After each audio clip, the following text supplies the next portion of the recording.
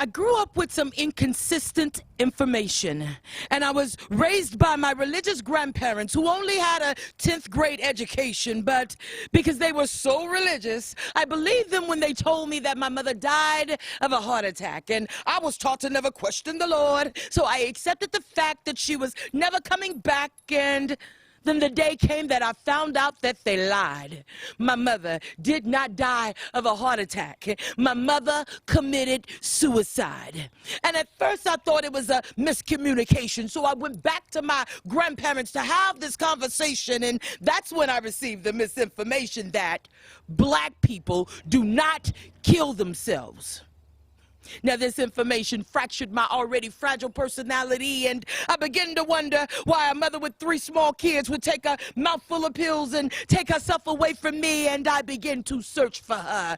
Every face I'd see, everywhere I'd go, and then I'd break my own heart every time I'd watch the Oprah Winfrey show. And you know Oprah, she'd be standing there with a young lady who was probably adopted as a baby, and she'd say, "Now look into the camera, and you say what you want your mother to know. It's okay to say those things."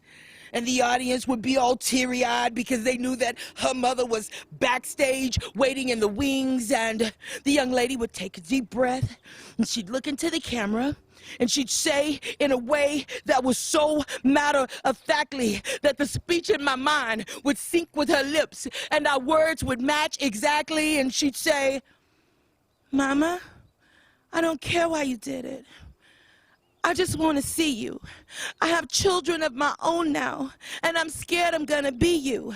And I'd become so disappointed, and I'd be so enraged because her mother got to come from backstage. So I stopped searching for my mother, and I began to chase her. I didn't see a picture of her till I was 40 years old, so it wasn't hard to erase her. And I chased her through dark alleys, and I chased her through beer bottles, and I chased her through crack pipes and needles, and then I chased her through men because I thought that I needed them, and I kept having children.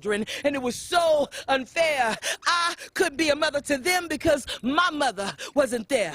So I kept having these children that I could not be a mother to. So Mama, if you can hear me, this is what I want to say to you.